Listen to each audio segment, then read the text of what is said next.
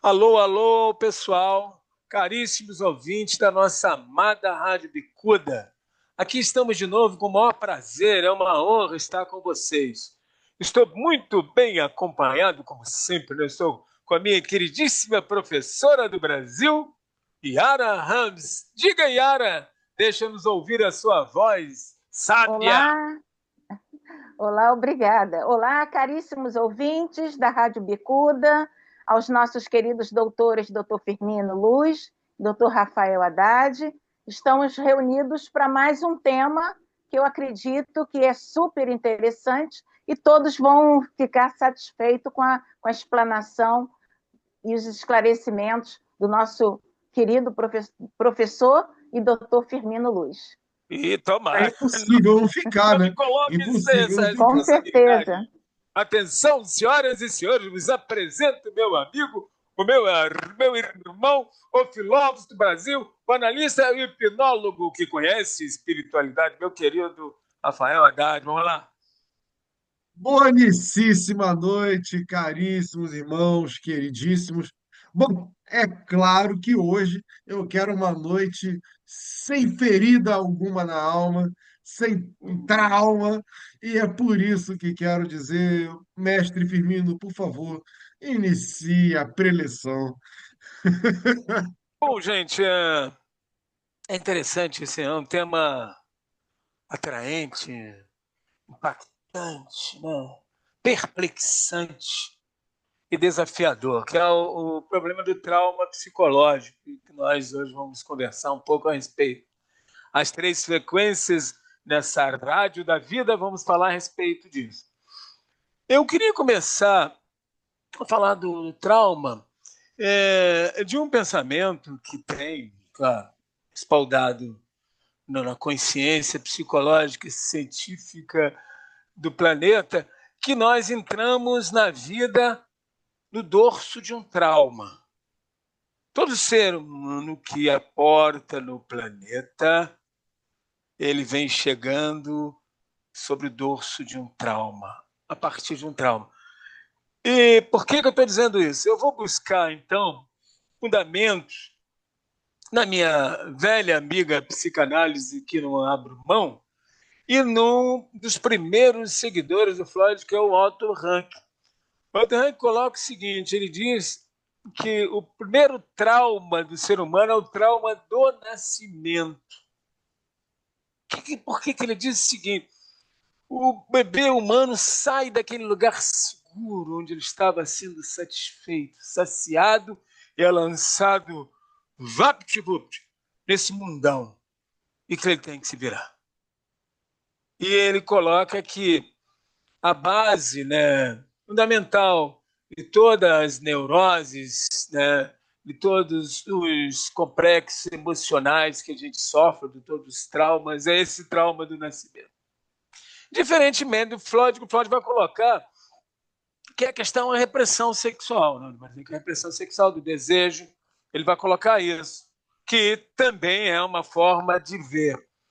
Mas se a gente começar a pensar e ampliar um pouco o nosso pensamento para as filosofias, tanto ocidental como oriental, principalmente a oriental, e eu quero começar a minha ideia a passar essa, porque trauma está muito ventilado por aí, né? Eu quero que a gente pense um espaço um pouco diferenciado, que é a questão da sabedoria oriental. Eu fico pensando, e pensei a respeito disso, nessa conexão entre o trauma do nascimento do Otto Rank, do mundo ocidental, né, como paixão das neuroses, e pensando no conceito da sabedoria oriental que coloca que a gente nasce, né? E quando nasce, aliás, os orientais até choram quando nasce, a gente chora quando morre, eles choram quando nasce. Porque a gente vai ser lançado no mundo de sofrimento. A gente vai ser lançado num mundo de dualidade, onde a gente vai lidar com traumas e com benesses. Eles vão chamar de roda de Sanzar, que é essa continuidade, eles vão falar da encarnação e reencarnação contínua do ser. Parece que são dois conceitos díspares. Posso assustar algumas pessoas com o que estou dizendo, mas é só verificar. e de ficar um pouco isento, né, das verdades absolutas, que, no fundo, os dois conceitos vão falar desse mal-estar que a gente tem no planeta, né, desse trauma que a gente tem, dessa corrente de traumas que a partir daí nasce. E eu quero começar, estou começando hoje psicanalítico e espiritual propositalmente, porque se a gente acredita que na base, né, do construto mental das pessoas, o Freud ele tateia a espiritualidade, ele tateia alguma coisa, a espiritualidade é uma coisa maior do que nós. Ele tateia quando ele tateia o inconsciente. O maior construto do Freud é do inconsciente. Ele joga por terra ainda hoje. Tem gente que acredita em terra plana. Cada um acredita naquilo que pode. Que é uma questão de possibilidade de percepção de mundo e que é a diferenciação. Como o trauma ele tem uma característica básica, o trauma é sempre individual. Uma coisa que pode ser traumatizante para mim pode não ser para o Rafael, pode não ser para a Yara, porque as nossas histórias já são diferenciadas, a experiência que a gente tem é diferenciada. Então, assim, juntando esse conceito do trauma do nascimento com a roda de Sansara, com as leis kármicas propostas pela sabedoria oriental, eu fico olhando assim, acho que o Freud faz uma fenda numa coisa que a gente não pensa, está preso aqui nesse mundinho fechado, nessa redoma, né, intelectuoide e também muito racionalista, e a gente, hoje não estamos tanto assim, estou dizendo isso com respeito a muita gente, aliás, grande parcela da humanidade e do mundo científico, já hoje, Harvard mostra isso, os filmes, os artistas, a gente hoje tem um contato maior com essa possibilidade de olhar para alguma coisa que é maior do que aquilo que nós pensamos que é um mundo fechado da consciência. Então eu tenho consciência de tudo, eu não tenho consciência de nada. E o nosso mestre já disse isso, né? O Sócrates, sei que nada sei. Quer dizer, é uma surpresa, a vida é uma surpresa. E essa surpresa, ela nasce na fonte do inconsciente. Se a gente for notar, por exemplo, os avanços tecnológicos, estou falando aqui, estou sentado em my house, diante de uma tela na internet, conversando com vocês, isso era impensável. Há pouco tempo atrás, né? Quando eu tinha 30 anos, eu pensava nisso. Hoje a gente fala. Então, esses avanços tecnológicos, eles, de certo modo, eles são produtos também dessa nossa pesquisa e nosso avanço no trauma. O trauma, na verdade, o Rafael disse uma coisa agora no início, né? Marcas, feridas. O trauma não é uma coisa em si. A gente pode falar, o trauma não é uma coisa em si. Fala-se das marcas, feridas do trauma. Porque a gente são feridas do trauma. O Rafael, que é hipnólogo, a gente sabe disso, a gente mergulha na espiritualidade sem nenhum temor, e o hipnólogo tem essa expertise, ele é obrigado, mas ele vai fazer uma regressão. Eu me lembro de uma encarnação que eu estava no Egito, o hipnólogo doidão, meu Deus, mas não pode, porque o corpo é esse aqui, depois morri, entrego à terra, e aí a gente está tocando no espaço, né, do inconsciente, vê como ele é enorme, né? Ele é o mundão. E nesse caso, quando a gente toca nessa questão, né, de uma encarnação através da hipnose que eu estou colocando, assim, porque a psicanálise é engraçada, senão que ela fica massa, ela expande, mas ela também tem que obedecer às leis da ciência. Bendita, você não pode falar isso, não. Mas a criança tem desejo. Não, criança não tem. Criança mata, adolescente mata os pais. Não, mas não pode, isso não existe. É psiquiatria, então tá louco. Que são formas que a gente tem de, digamos assim, diagnosticar e botar em caixinhas e se afastar. Uma das coisas fundamentais do trauma que ele produz é a evitação, né? É um resultado do trauma. Você fica, evita. Eu não falo em câncer, não. Eu não falo em cobra, não. Eu não entro em ônibus lotado. Você vê, a pessoa vai desenvolvendo, e são lembranças do trauma, e o Freud vai mexer nisso. Essas lembranças Eu estou fazendo propositalmente essa conexão para as pessoas pensarem, quero que atinja as pessoas que pensam, os pensadores religiosos, os pastores, os padres e também os umbandistas, todas as pessoas que pensam, que precisam pensar que a resposta racionalista que a gente tem não dá saída. Muito pelo contrário, enlouquece, né? Enlouquece. Ah, não tem Firmino, jeito. Oi. Firmino, tem uma coisa interessante, né?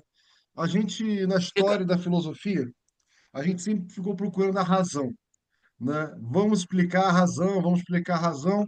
Só que aí nós temos a crise da razão, logo no século XX ali, com Freud, foi um dos precursores. A razão não explica a guerra.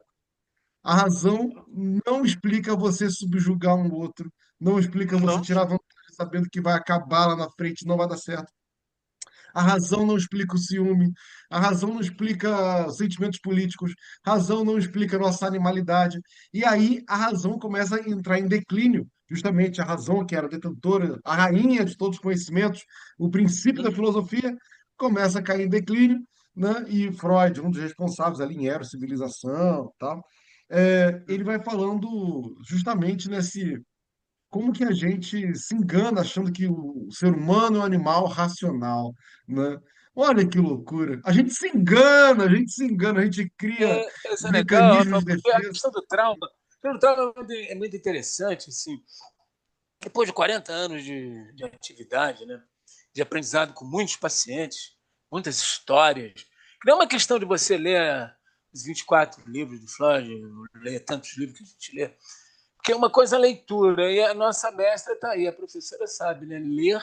Ler é viver, é ler com os olhos da alma, senão você não entende o que está sendo dito. Você precisa envolver, você precisa visitar aquilo. E a leitura em si, do ponto de vista da razão, ela, como você disse, ela não dá uma saída. Porque você pode ficar preso naquela leitura e a vivência, a ação, o resultado, assustador resultado, quando você, vou ter um exemplo, por exemplo, que eu tenho, um paciente que atendi, ele ficou paralisado, ele tava com um diagnóstico de psicose, uma psicose bastante severa, catatônica. Oh, vocês sabem o que é, né? O cara ficava paradinho assim, menino, cara, adolescente, pré-adolescente, era público, atendi público, assim, parado o tempo todo. Ninguém conseguia mexer com aquele menino. Ele foi levado assim, tá? Ali fazia, né, as necessidades e tal. E nós fomos abordar esse menino. Eu e a Carla, né, a gente fazia uma parceria, né, eu sempre gostei de trabalhar em parceria em grupo, principalmente com mulher, propositalmente, já embasado também na história de pai e mãe, né? Porque aí dá chance dos dois terapeutas perceberem, porque às vezes assim um paciente corre para a menina, para a mulher, isso já dá uma história para a gente discutir depois do caso, perceber o que está vendo e dá para a gente sacar o porquê que ele fugiu da figura paterna ou vice-versa, né? Isso já dá para a gente, em cima do construto, né, que a gente tem hoje, da psicanálise, das psicologias de geral, inclusive da PNL, que você imaginar que o espelhamento é importantíssimo aí para a criança, no trauma da criança. Então, o que acontece? Aquele menino estava lá parado, cara. E eu fui incumbido de cuidar dele. E interessante que ele tem uma relação direta comigo, porque a questão dele era com o pai. Olha que coisa engraçada, né? Ele repudiava a Carla e se aproximava de mim. Ele levanta. Um catatônico levantar um olhar para você é uma benção divina. O cara fazer assim, olhar para você, de que o cara tá me olhando, pô, devo estar bonitão. Claro que eu tava brincando. E nós começamos a mexer com a história dele, com brinquedos. Usava muita pintura. Você sabe, né, Rafael? Yara também sabe, na escola pratica-se muito isso, massinha, bababá. Aí ele solta, ele muda, não falava nada. E o histórico dele é o seguinte: ele morava num cara desse aqui do estado do Rio, num lugar rural, e o pai dele foi assassinado dentro de casa. E ele ficou com o pai morto dentro de casa, cara. mais de 15 dias. Ele é um menino de 10 anos. Ele entrou em parafuso. Ele ficou com o corpo do pai, até que descobriram, né? Essas casas no rural são afastadas, as condições são, né, parcas e tal. Então, esse menino, a partir daí, não falou mais e ficava naquela posição. A gente começou a mexer. Eu estou falando sobre. Esse é um trauma severo, né? Esse é um trauma severo. Por exemplo, um trauma bastante brabo. Inclusive, um trauma que tem uma história, né? Um histórico brabo, e que leva uma pessoa, no caso do menino, a uma situação psicótica muito severa, muito ruim. E que a gente pode olhar, se você notar do ponto de vista só racional ou só psiquiátrico clássico, você não ajuda esse menino. Aí a gente começou a brincar com o menino. Ele começou a me perseguir, né? Onde ele ia atrás de mim, aí ele fazia o seguinte: ele ia no banheiro, molhava o papel higiênico e ficava jogando em cima de mim, que beleza, né? Era um horror, porra, cara, mas era a forma de contato. Então, esse trauma, a questão do trauma é o seguinte: não dá para esquecer um trauma, né? A tentativa de esquecer um trauma, ela é absolutamente ignorante, impotente. E aí vem o construto do inconsciente, porque vai aparecer no teu comportamento. E o resultado de um trauma, ele pode ser não só psicológico, né, na mente, como no corpo. Né? Esse rapaz estava paralisado, gente, assim, paralisadinho.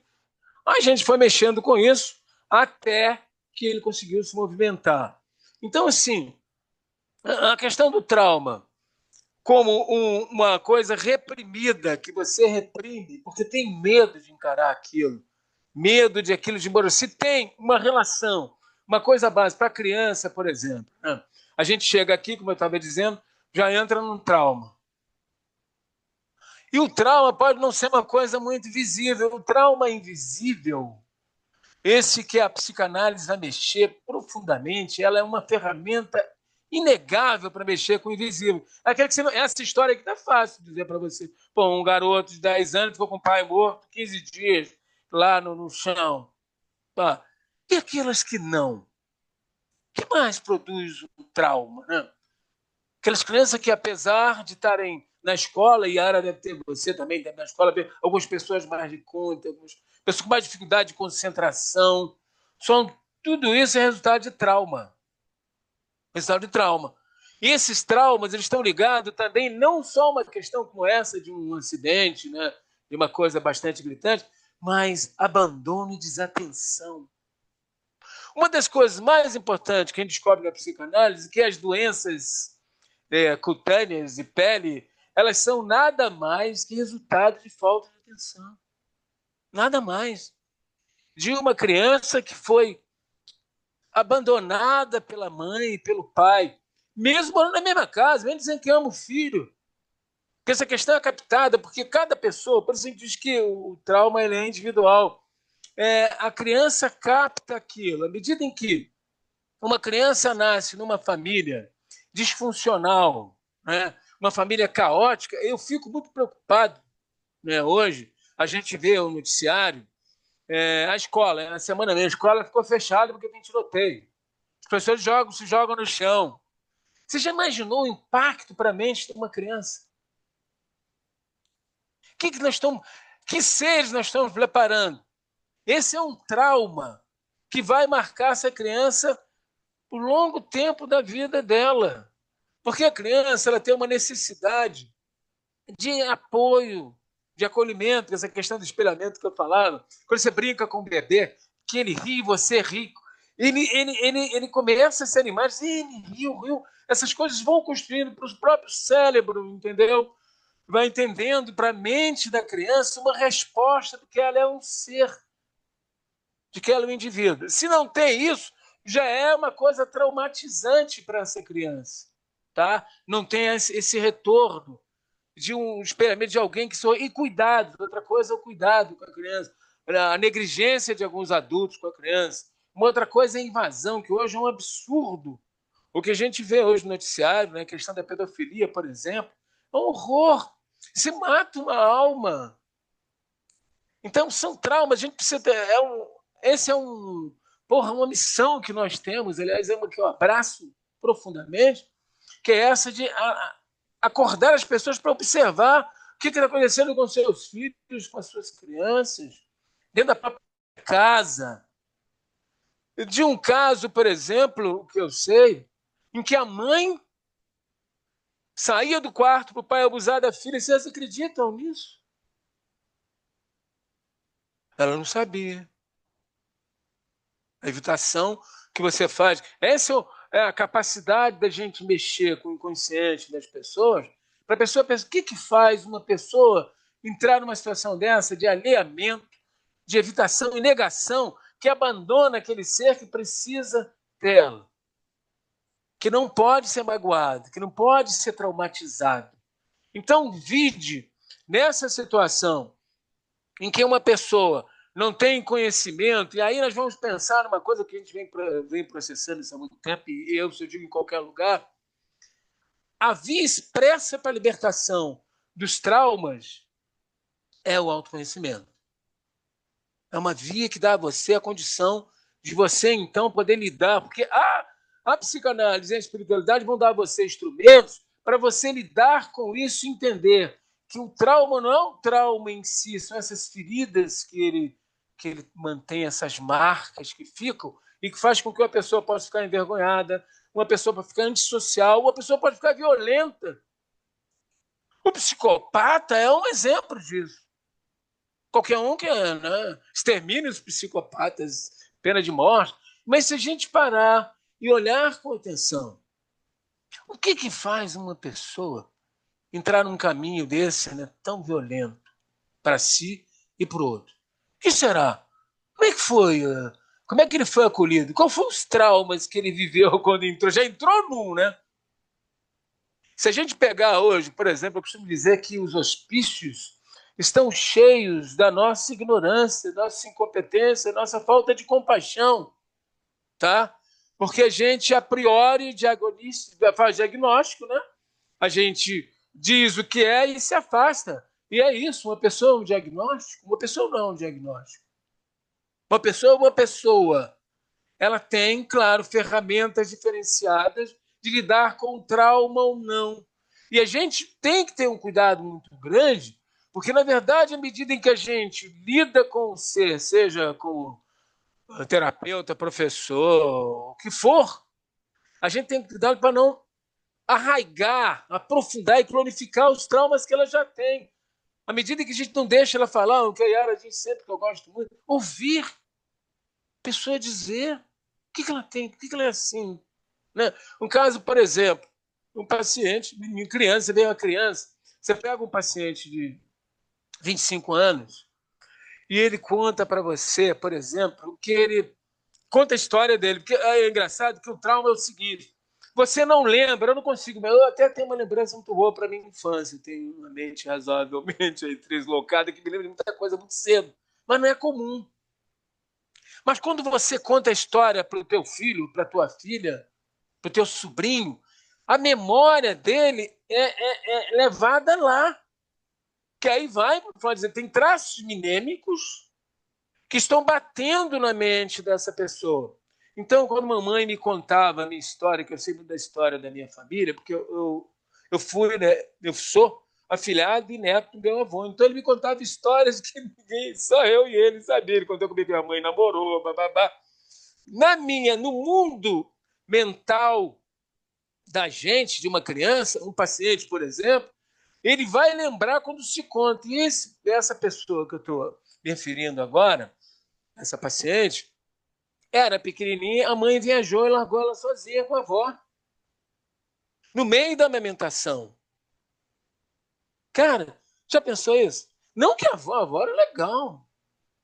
Mas para essa criança, a questão que é tão individual, o trauma, que para essa criança era difícil, ela precisava do apoio, ela sente falta. E quando você lembra, hoje, por exemplo, uma questão muito séria, quem vive em relacionamento sabe disso, né?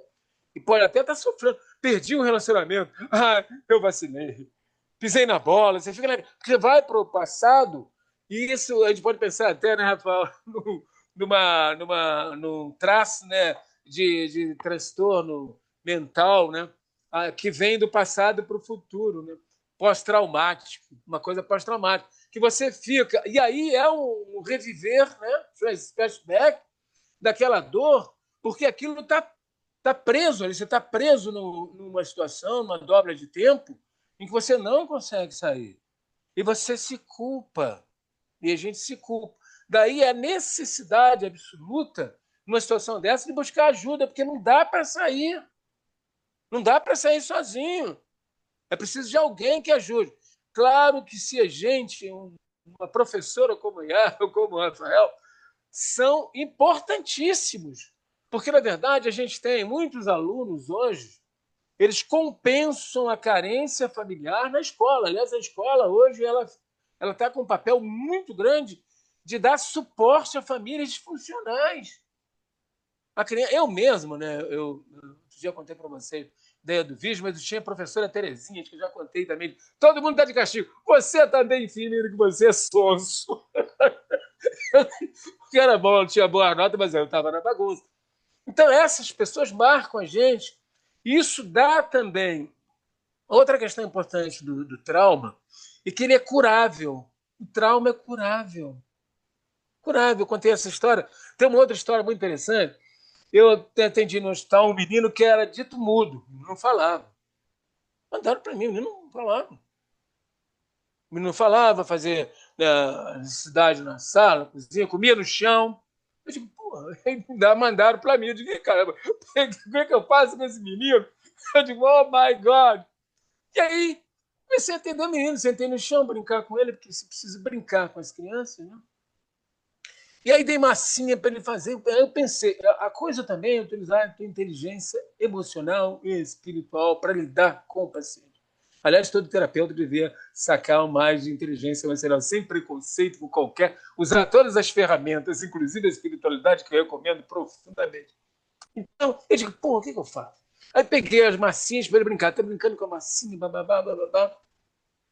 E eu falando, porque quando uma pessoa não fala, se você está atendendo um paciente, né, dito neurótico comum ou normal, de pensar que vai buscar para ajuda porque tem o neurótico, o que for, se ele ficar quieto, você deixa ele ficar quieto. Mas um paciente que já cronicamente é quieto, você precisa falar com ele por ele. Porque, na verdade, você vai captar. Porque quando você está se relacionando, qualquer pessoa em casa também. Se você tem o teu marido, teu namorado, teu filho, você vai sentir, quando você sente a conexão com essa pessoa e você sente quando a pessoa não está bem, se você realmente tem uma ligação com essa pessoa. E se você está disposta para isso. A obrigação de um terapeuta, de um professor, de quem lida com outro, é estar disposto, você está disposto. Ah, meu Deus, eu sou calista, então estou disposto a pegar nos pés das pessoas e tirar calo, pô. Então eu vou vender bala, né? Então, nesse caso, eu comecei a conversar muito com o menino, falar, e aí usei tudo que eu tinha, porque o terapeuta, coitado, é o ser mais enganado. É pior do que marido de mulher que engana, ou mulher de marido que engana, ou viúvo, né? Porque você não sabe onde tocar. Eu digo, porra, como é que eu faço? Aí comecei a usar tudo que eu pensava e tal. Aí fizemos uma massa, aí fizemos um microfone. Cara, vocês sabem que a partir do microfone, o menino me assustou numa outra sessão, ele falou. Ele mesmo. Eu levei um susto assim, tipo, ele não fala, cara. Ele mesmo. Puta merda. A Regina levou até isso para um simpósio. Aí, o resultado. Você vê que é uma questão. Então, esse trauma estava lá, à medida em que ele tinha um trauma com a vida, a família era uma família também não muito organizada, mãe sozinha, que aliás é muito comum na nossa sociedade brasileira, por exemplo, as mulheres estão criando filhos sozinhos, né? Sozinhos, o cara vai meter o pé, foi embora e tal. E ela sozinha com esse menino que já tinha pela questão que a gente fala do trauma inicial, que eu estava falando ainda agora, e de um lugar onde o cuidador, o pai ou os cuidadores são fundamentais para que uma criança possa enfrentar o trauma até de si mesmo, porque na questão, quando o Freud coloca a questão do estranho, quem tem mais de um filho vê isso, a diferença na maneira de lidar. Nós lidamos de maneira diferente. tem uma filha que é mais, né? Pô, outra que é mais aquilo, outra é mais recôndita. E você não deve comparar, porque oh, mas fulano. Pô, eu, por exemplo, eu sou falante, né? Eu sou muito falante, desde menino, brincalhão e tal. Mas eu também tenho as minhas neuras. Por exemplo, eu gostava de brincar, não queria parar de brincar.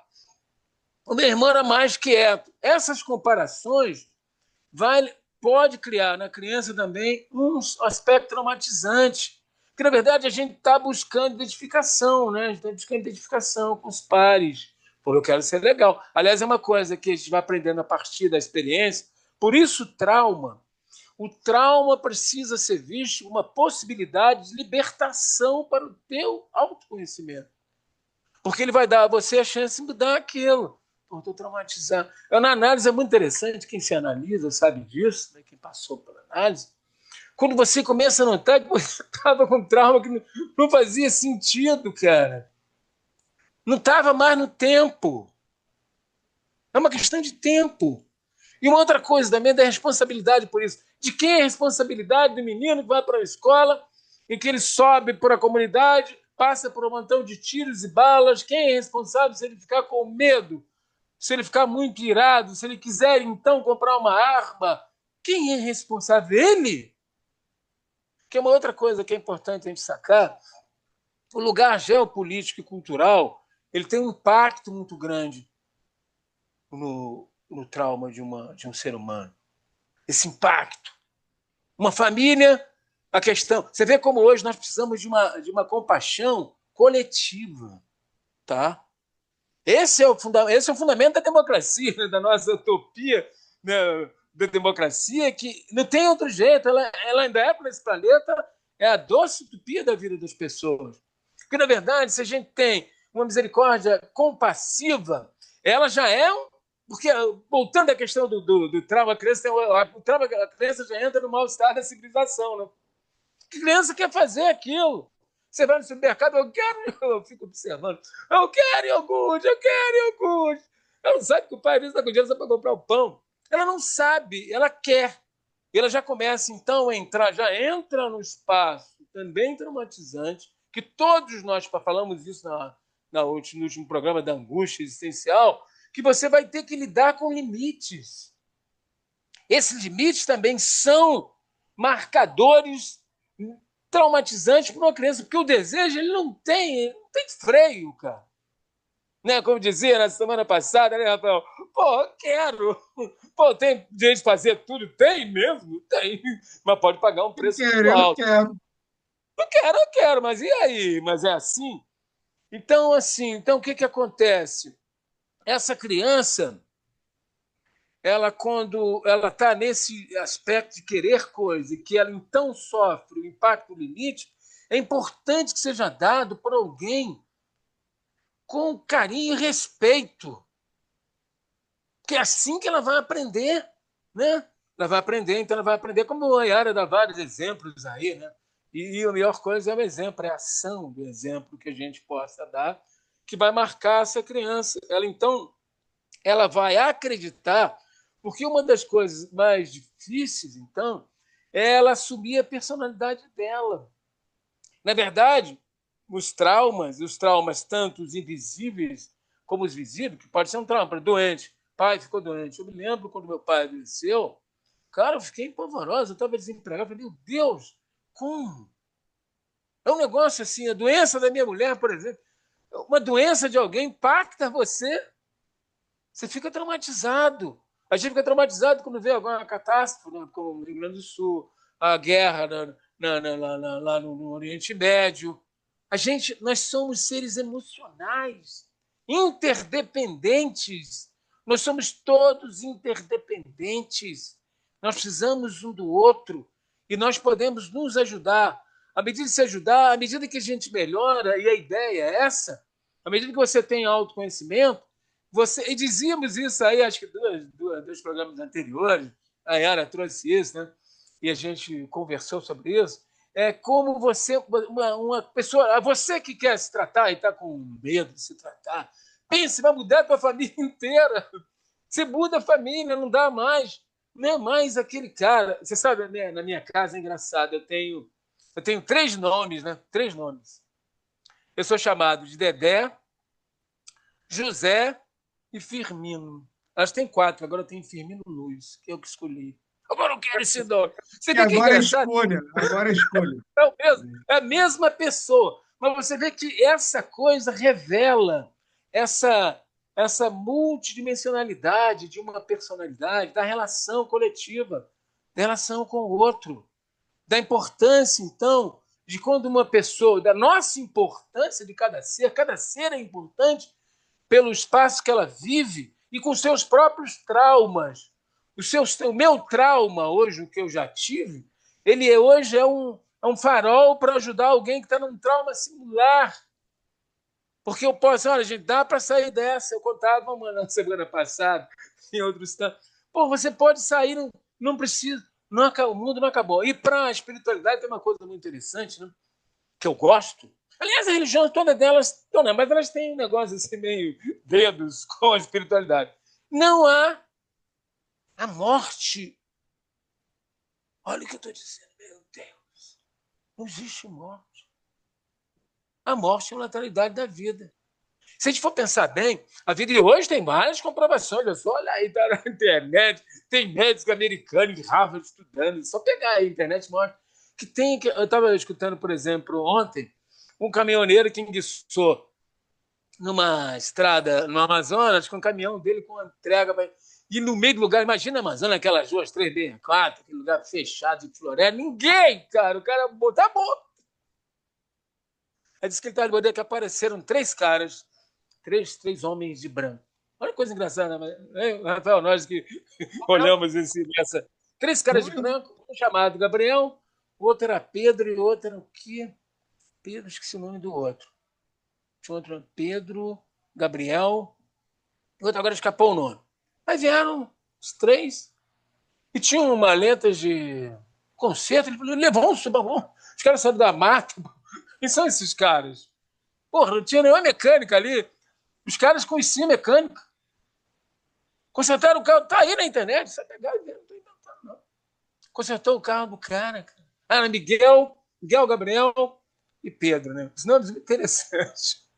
Cuidaram do carro do cara, aí identificaram que tinha arrebentado o radiador, blá, blá, consertaram o carro. O cara ficou assim, mas vocês são de que. De onde é a oficina? Ele falou: nós vemos, a nossa oficina é ajudar quem precisa. Não, mas como é que eu vou ver vocês de novo? Então, é legal que essas histórias se desenrolam e percebe, se ele vai descobrir depois que esses 3 caras moravam em Corumbá e morreram. Eles eram ótimos mecânicos que ajudavam pessoas. Na vida mesmo, essas pessoas bonachonas que ajudam e tal. E eles tinham ido ajudar alguém no Amazonas e desapareceram. A mãe traumatizada, né? Aí esse cara começou a ajudar. Aí o cara, quando ele vai embora, diz: poxa, como é que eu posso? O cara queria pagar, ele tem negócio de pagar, negócio de pagar coisa. A gente não gosta de ficar devendo nada a ninguém. Como se a gente pudesse pagar. Ninguém paga. O Floyd diz uma coisa muito interessante que eu aplico para os meus pacientes. Ninguém paga, você paga por amor, cara. O paciente pode te pagar. Ele vai fazer o quê? Eu não ponho o paciente de maneira nenhuma. Absolutamente não ponho. Porque eu estaria, nesse momento, existe uma diferença entre algumas profissões e algumas expertises são diferentes de outras. Porque a gente está lidando com a alma da pessoa. Então, o Freud diz o seguinte: você paga por amor. Uma pessoa pode não te pagar. Aí tá, se é uma pessoa comum, você bota na justiça. Eu prefiro não. Ai, dá um trabalho, filho da mãe. Não quero não, tá bom, ganho no outro, me viram. Mas assim, ele queria pagar, disse: você tem uma forma de pagar. Faça isso quando você vê alguém na estrada, faça assim. O cara gravou aquilo, começou a fazer aquilo. Ele começou a ficar famoso na estrada e a mãe, que estava traumatizada com a perda do filho, descobriu ele. Aí que ele soube a história dos caras. E eu estou colocando isso para notar como tem coisas que transcendem a nossa vida, né? Egoística. Impactante, mano. Impressionante isso. Tal. Mas é isso, eu queria E ouvir você vocês. falou. Vamos lá. Não, eu quero ver a professora Yara, mas eu fiquei muito impressionado, Firmino, quando você falou que o trauma salva. né? E isso, fiquei bastante impactado. Eu queria depois que você aprofundasse essa ideia aí do trauma salva, porque eu estou Não, trabalhando isso ainda aqui. posso aprofundar, sim. Professor Eu Yara, estava ouvindo o doutor Firmino falar, né? E o que eu mais percebo na questão do trauma são as crianças, né? E os adolescentes. Ah, Eu acho que na criança e no adolescente, um trauma, ele é muito pesado, ele é muito difícil de lidar, né? O adulto, ele ainda consegue absorver coisas que são ditas para ele ao longo da vida, mas a criança o adulto mente com é facilidade, a criança. exato, e a criança não, a criança ela percebe quando ela sente quando você não está sendo sincero, né? Ela sente quando você está usando de uma artimanha para fazê-la, né? Tomar uma outra atitude também. Então a Obedecer a criança, você, cumprir a sua isso, vontade. exato, exato. Tenta, menino!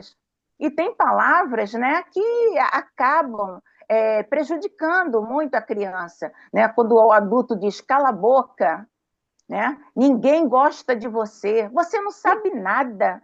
Essas são as palavras bruxas, né, que a gente vê na análise, que acaba rotulando a criança, porque o adulto ele consegue até lidar com isso de uma forma até brincalhona, né? Mas a criança não. A criança acolhe isso, abraça aquilo que foi dito para ela e leva isso, né, a sério. Nós percebemos isso muito na sala de aula, né? Quando você encontra uma criança, eu tive alguns alunos que falavam assim, até adolescente mesmo, Yara, por que você não manda a turma calar a boca? Manda essas crianças de aluno para calar a boca. Você fica pedindo, por favor. E eu disse a eles, olha, na hora que eu pedir alguém para calar a boca, todos os meus argumentos cessaram. Enquanto eu tiver argumentos e mostrar para vocês por que é importante prestar atenção, é importante ficar quieto, não usar de uma forma agressiva contra os colegas, até contra o próprio professor, né? Eu vou fazer isso. Agora, quem manda o outro calar a boca é porque acessou todos os argumentos. E o que a gente mais percebe isso na família? O pai e a mãe, que muitas das vezes eles também são traumatizados pela vida, têm uma vida muito difícil, né? Não conseguem lidar com os próprios traumas e projetam isso nos filhos, né? Manda os filhos calarem a boca, você não sabe de nada, o que você está falando? Está falando um monte de besteira, a criança precisa falar. Mesmo que seja besteira, cabe o pai ou a mãe, né, ver o que está sendo dito, observar isso, ouvir o que está sendo dito e canalizar isso e centralizar essa fala, né? Esse é o papel da família, que muitas das vezes a escola abraça esse papel porque os pais estão assoberbados demais e não conseguem lidar com isso, né? Nós estamos vendo, o doutor Firmino citou ainda agora, os meios de comunicação estão cheios de comentários, de fatos, né? Em que os pais castigaram os filhos. Ainda agora mesmo eu vi de tarde uma reportagem e uma garotinha de quantos anos? 3 anos, estava 3 ou 4 anos, com o rosto todo machucado, porque o namorado da mãe bateu tanto nela que ela ficou sem abrir os olhos, porque estava toda roxa, toda inchada. E a mãe, e a médica, né, conversando com a criança, e a avó, que acompanhou ao médico, perguntou, a sua mãe sabe disso? Não sei. Ela estava presente quando você apanhou? Estava. Quer dizer, o medo dela dizer, né, que a mãe estava presente, que a mãe viu, a mãe presenciou e não tomou partido, não falou nada, talvez até por medo de chegar em casa e apanhar de novo, né? Quer dizer, isso são coisas assim muito difíceis de lidar.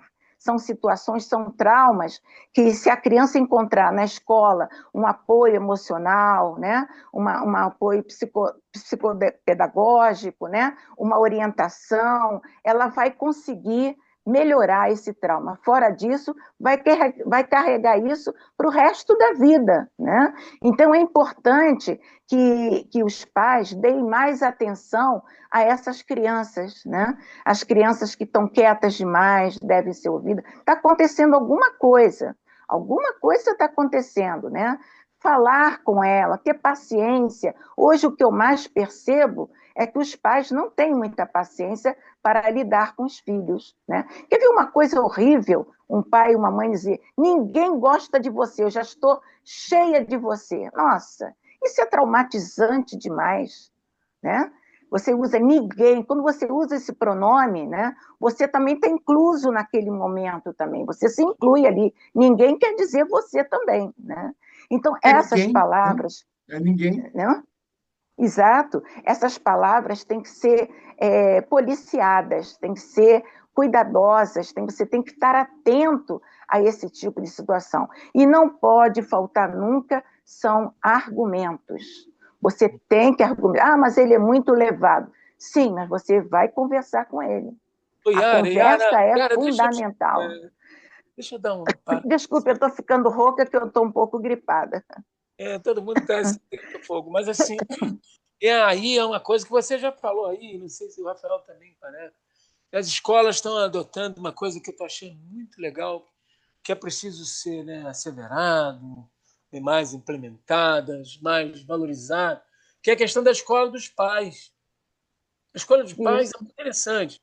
E uma outra coisa que aí vai para os governos, né, para os institutos de educação, secretários, vereadores, presidentes, senadores, que a gente vai votar ano que vem, ficar de olho nesses caras, que é a questão da justiça social. Hoje a gente observa uma briga assim, o nariz em pé do racionalista, né, do batedor de metas, com relação à justiça social. A justiça social é uma forma muito interessante de eliminar traumas. Traumas que não precisavam ocorrer. Ele já nasce com trauma. Eu já nasço com trauma que eu vim pra cá que eu não tô afim de vir. Pô, hoje a gente vê, pô, vou pro mundo, tá cheio de canalha. Vou nascer num lugar que a minha mãe vai arrumar um amante para me queimar. Porra, eu não quero vir. Ainda vão ter mais coisas. Aí não tem comida, não tem merenda. Agora, acho assim, o papel de vocês, eu tenho admiração. Eu não sei porque eu não sou professor. Não deu tempo. Se tiver uma escola que aceite um velho, eu vou. Só para conversar. Porque vocês têm um papel muito interessante. Orientação pedagógica, doutor Firmino. Muitas Sabe o que escolas eu acho? precisam Assim, disso. não sei se vocês conhecem, tem um seriado que eu adoro, que é o Cold Case. Cold Case. Cold Case são casos arquivados. É assim, eu venho pensando assim, quando o Freud mexe no inconsciente, ele está falando que nós temos arquivos, né? Ele fala de traços minêmicos, os desejos, as memórias. Essa memória dessa menina, meu Deus do céu, que esse cara não passe perto de mim, porque ele pode desenvolver em mim a minha agressividade. Você está entendendo como a gente é interdependente? Porque é um absurdo uma pessoa bater numa criança de 3 anos, gente, isso não existe. Esse cara é um demônio, para Saibaba ele é um demônio, né? Porque o demônio é um homem. Então, assim, mas por que esse cara virou esse demônio? Essa é a questão da história. Então, assim, eu fico preocupado com essa questão e acho que vocês têm um papel, nós todos temos, eu sou terapeuta, então esse é meu mercado, minha fazenda, meu chão, meu mar. Que é a questão de ajudar essas pessoas. A gente, na verdade, quando você. Essa menina amanhã, né? Tomara que tenha um apoio, meu Deus, que também está toda abandonada a psicologia, né, no serviço público, nas escolas, uma pobreza miserável. Essa menina, certamente, ela vai arquivar isso. Isso. Ela vai ter que julgar isso, né? Ela vai entrar numa crença, né, racionalista, esqueço isso. Aí não goza, não namora, pode virar violenta, entendeu? Pode entrar numa igreja e andar com eu não aceito o mundo. Sei lá, pode fazer uma opção de cor. Mas ela não vai entrar em contato com ela mesma. Eu acho que os professores são fantásticos. Eu queria conversar com mais professores. Se vocês tiverem espaço, me leva para conversar com o professor, que eu adoro conversar com o professor. Porque o professor é importantíssimo, gente. Porque, na verdade, o professor é o primeiro terapeuta, é o pré-terapeuta. O pré-terapeuta, o professor. Aquele que dá atenção, né? Você ouve, escuta, você percebe o professor realmente sincero e íntegro, ele percebe o sofrimento. E hoje a gente vê o sofrimento das crianças de coisa mais fácil, né? Então, assim, esses cold cases, vocês abrem e vão investigá-los e resolvê-los. Você faz isso muito bem. Meu irmão ali também tenho certeza que eu conheço. Então, são pessoas que vão mexer com esse cold case e dar à criança a chance de se libertar. Falando o que você queria saber, Rafael, nesse caso que o trauma é libertador, você está entendendo? Porque à medida em que o trauma nada mais é do que um arquivo que está fechado. Essa menininha, coitadinha, como é que ela podia fazer? Gente, me diz o que pode fazer uma menina de 3 anos, cara.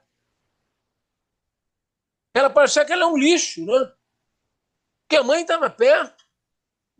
Então, para ela, o futuro dela vai ser resolvido quando alguém abrir esse cold case. Um professor amoroso, um pastor, uma pessoa séria. E um terapeuta. Fundamentalmente, ela deverá, e se um professor organizado, vai se pegar um professor terapeuta, melhor ainda, né, Rafael? Porra, que pode ajudar essa criança. Mexer nesse. Eu acho assim, que vocês têm um trabalho fantástico de mexer no. Vocês são, assim como as enfermeiras e os médicos, né? O médico é mais competitivo, mas hoje eles estão muito mais amoldados à questão da psicologia. A psicossomática deu um salto muito grande na cabeça fechada dos médicos. Doutor Firmino, eu lamento profundamente. Por mim, nós ficaríamos mais tempo conversando. O tema é muito importante, é desafiante, né? É um tema que mexe com todo mundo, merece até uma segunda parte para nós voltarmos a falar sobre isso. Rafael, mas o nosso horário está chegando e eu gostaria que o senhor desse suas considerações finais, o doutor Rafael, e desde já eu agradeço a atenção de todos, porque foi, assim, maravilhoso ouvi-los, né, nessa tarde de hoje. Eu deixo o Rafael aí. Rafael, vamos fazer a segunda parte. Atenção, ouvintes da querida Rádio Bicuda. Segunda parte do trauma, porque a gente quer ouvir. Para ninguém sair traumatizado. Eu sei que o Rafael é um parceirão nisso. A hipnose dá a ele uma chance muito grande. O trabalho dele como professor e como analista. Então a gente vai conversar isso na próxima, Rafael. Então você agora fala alguma coisa aí para se despedir. Não, isso aqui é para ninguém sair traumatizado. Para ninguém sair traumatizado. Isso aqui foi necessário. E eu queria dizer que, olha, nunca mais eu encerro um programa. O encerramento feito pela professoríssima do Brasil foi divino. Adorei. O seu também é perfeito. Foi elegante, o corte elegante. É cirurgiã, deve ser cirurgiã. Os senhores também são excelentes, também são maravilhosos. Natal, se despede, Natal. Caríssimos, muito boa noite, muito obrigado por nos ouvir. A sua presença engrandece o nosso dia e o nosso destino, porque afinal de contas fazemos isso para vocês, não é verdade? Atenção, então, gente, muito obrigado aí. A gente vai fazer o Trauma 2, viu? É engraçado que eu fiz 2 textos, Trauma 1 e Trauma 2, eu estava adivinhando. Né? Então, vamos fazer o Trauma 2 na próxima semana. Tá? E aí, vocês, se tiverem alguma pergunta, acha a gente no Instagram, aí o Rafael, a minha, a Yara, manda pergunta pra gente, vamos começar a interagir, a gente quer ver vocês, tá legal? Um beijo no coração, namastê. Excelente. Um abraço a todos.